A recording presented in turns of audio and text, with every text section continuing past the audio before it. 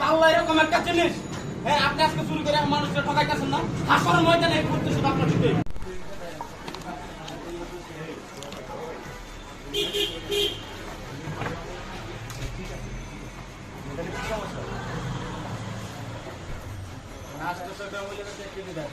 বাইরে কাস্টমার করতে হবে না,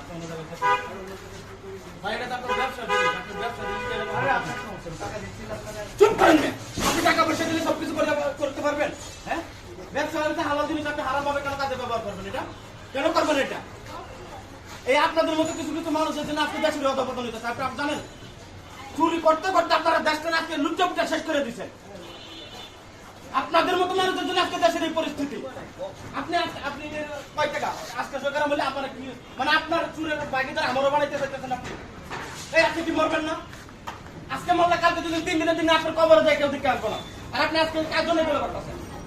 হ্যাঁ, পাল্লা এরকম একটা জিনিস, হ্যাঁ আপনি আজকে চুরি করে মানুষকে ঠকাইতেছেন না, হাসরের ময়দানে ঘুরতে শুধু আপনার দিতে আমাদের নেক আমল যা কিছু আছে এই পাল্লা দিয়ে মাপা হইব।